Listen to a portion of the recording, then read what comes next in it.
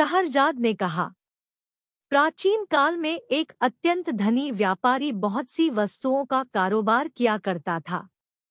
यद्यपि प्रत्येक स्थान पर उसकी कोठियां, गुमाश्ते और नौकर चाकर रहते थे, तथापि वह स्वयं भी व्यापार के लिए देश विदेश की यात्रा किया करता था। एक बार उसे किसी विशेष कार्य के लिए अन्य स्थान पर जाना पड़ा।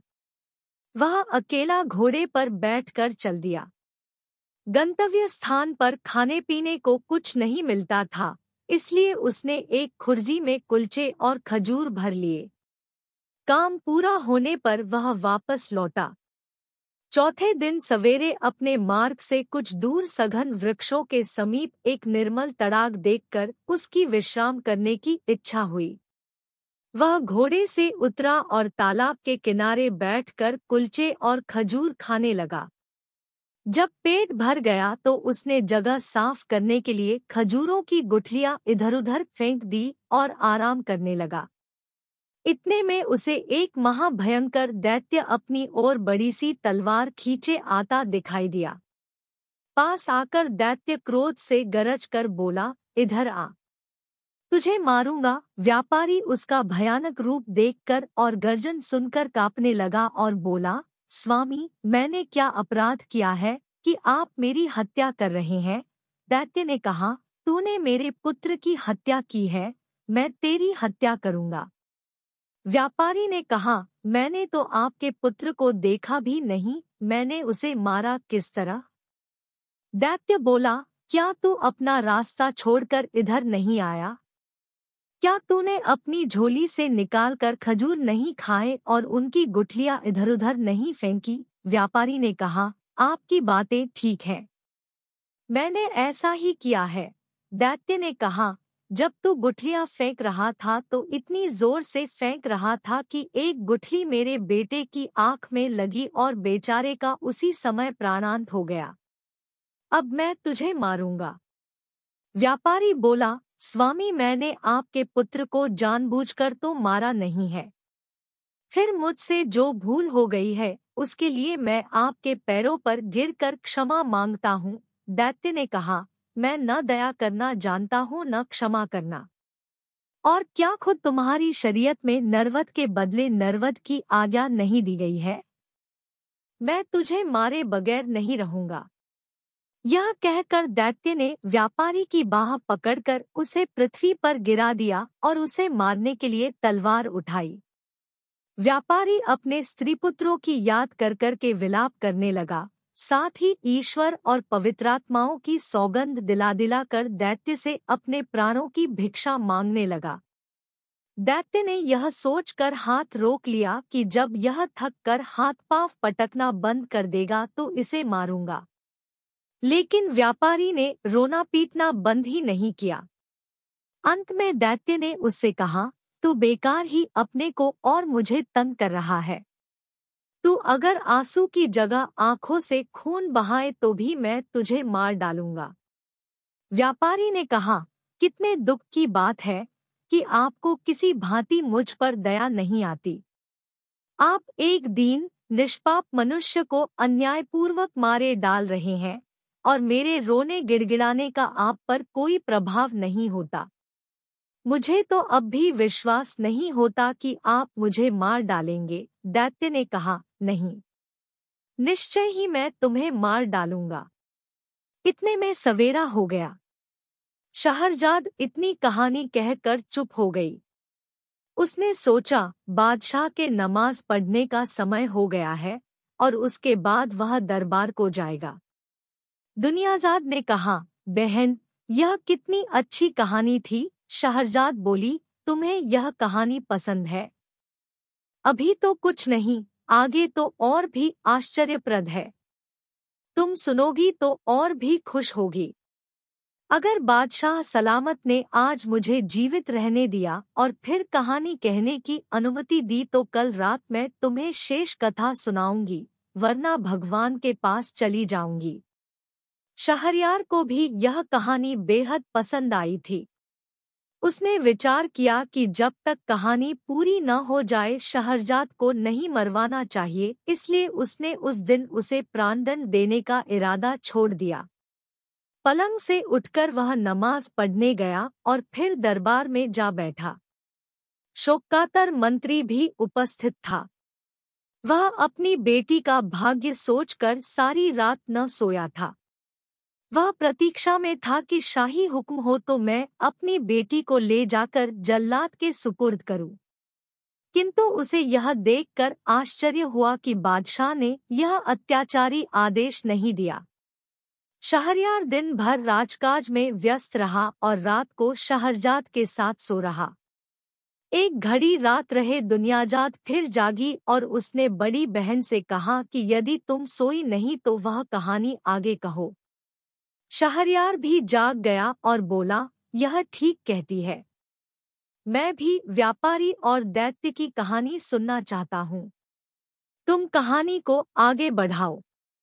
शहरजाद ने फिर कहना शुरू किया।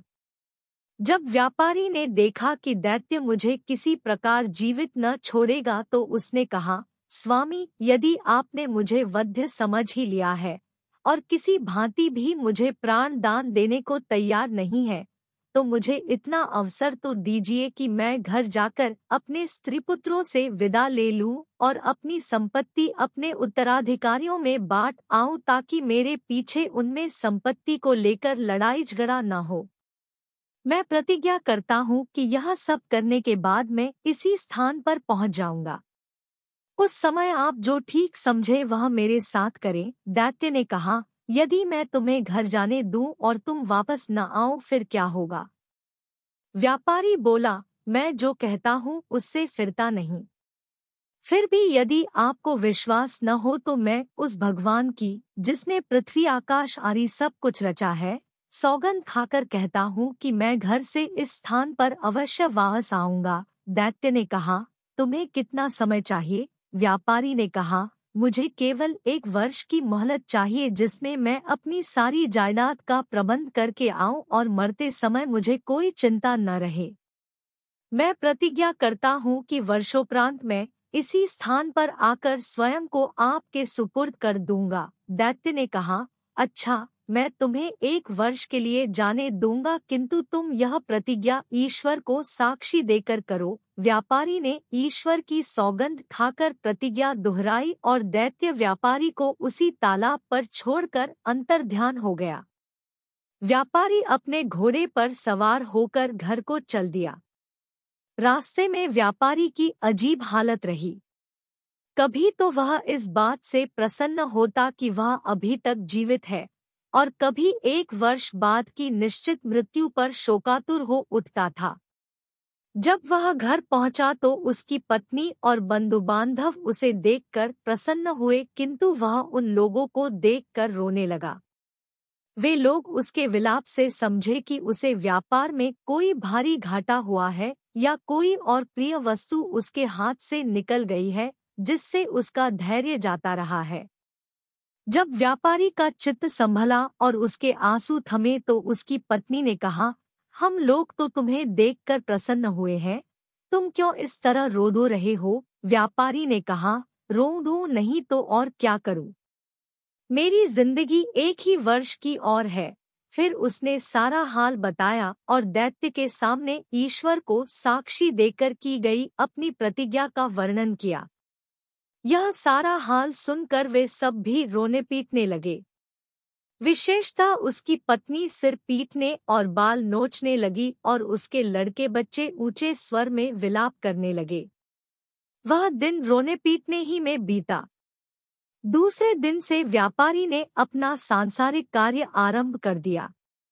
उसने सबसे पहले अपने नदाताओं का धन वापस किया। उसने अपने मित्रों को बहुमूल्य भेंटें दी, फकीरों साधुओं को जी भर कर दान किया, बहुत से दास दासियों को मुक्त किया। उसने अपनी पत्नी को यथेष्ट धन दिया, अवयस्क बेटे बेटियों के लिए अभिभावक नियुक्त किए और संतानों में संपत्ति को बांट दिया। इन सारे प्रबंधों में 1 वर्ष बीत गया और वह अपनी प्रतिज्ञा निभाने के लिए दुखी मन से चल दिया। अपने कफन के खर्च के लिए उसने कुछ रुपया अपने साथ रख लिया। उसके चलते समय सारे घर वाले उससे लिपट कर रोने लगे और कहने लगे कि हमें भी अपने साथ ले चलो ताकि हम भी तुम्हारे साथ प्राण दे दें। व्यापारी ने अपने चित्त को स्थिर किया और उन सब को धैर्य दिलाने के लिए कहने लगा, मैं भगवान की इच्छा के आगे सिर झुका रहा हूँ। तुम लोग भी धैर्य रखो। यह समझ लो कि एक दिन सभी की मृत्यु होनी है। मृत्यु से कोई भी नहीं बच सकता। इसलिए तुम लोग धैर्यपूर्वक अपना काम करो। अपने सगे संबंधियों से विदा लेकर व्यापारी चल दिया और कुछ समय के बाद उस स्थान पर पहुंच गया जहां उसने दैत्य से मिलने को कहा था। वह घोड़े से उतरा और तालाब के किनारे बैठकर दुखी मन से अपने हत्यारे दैत्य की राह देखने लगा। इतने में एक वृद्ध पुरुष एक हिरनी लिए हुए आया और व्यापारी से बोला, तुम इस निर्जन स्थान में कैसे आ गए? क्या तुम नहीं जानते कि बहुत से मनुष्य धोखे से इसे अच्छा विश्राम स्थल समझते हैं और यहाँ आकर दैत्यों के हाथों भांति भांति के दुख पाते हैं? व्यापारी ने कहा, आप ठीक कहते हैं। मैं भी इसी धोखे में पड़कर एक दैत्य का शिकार होने वाला हूँ। यह कहकर उसने बूढ़े को अपना सारा वृत्तांत बता दिया। बूढ़े ने आश्चर्य से कहा, यह तुमने ऐसी बात बताई जैसी संसार में अब तक किसी ने नहीं सुनी होगी। तुमने ईश्वर की जो सौगंध खाई थी उसे पूरा करने में प्राणों की भी चिंता नहीं की। तुम बड़े सत्यवान हो और तुम्हारी सत्यनिष्ठा की जितनी प्रशंसा की जाए कम है। अब मैं यहाँ ठहर कर देखूंगा कि दैत्य तुम्हारे साथ क्या करता है। वे आपस में वार्तालाप करने लगे। इतने ही में एक और वृद्ध पुरुष आया जिसके हाथ में रस्सी थी और 2 काले कुत्ते उस रस्सी से बंधे हुए थे। वह उन दोनों से उनका हालचाल पूछने लगा। पहले बूढ़े ने व्यापारी का संपूर्ण वृतांत कहा और यह भी कहा कि मैं आगे का हालचाल देखने यहाँ बैठा हूँ। दूसरा बूढ़ा भी यह सब सुनकर आश्चर्यचकित हुआ और वहीं बैठकर दोनों से बातें करने लगा।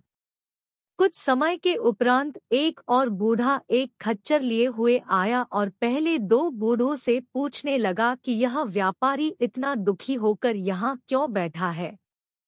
दोनों ने उस व्यापारी का पूरा हाल कहा।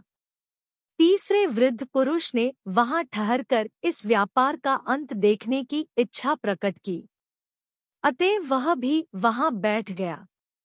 अभी तीसरा बूढ़ा अच्छी तरह सांस भी नहीं ले पाया था कि उन चारों व्यक्तियों ने देखा कि सामने के जंगल में एक बड़ा गहन धूम्रपुंज उठ रहा है। वह धुएं का बादल उनके समीप आकर गायब हो गया।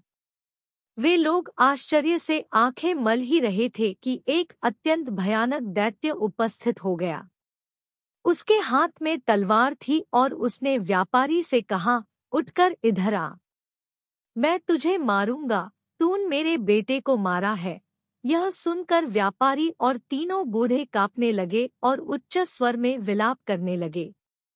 उन सब के रोने चिल्लाने से जंगल गूंज उठा, किंतु दैत्य व्यापारी को पकड़कर एक ओर ले ही गया।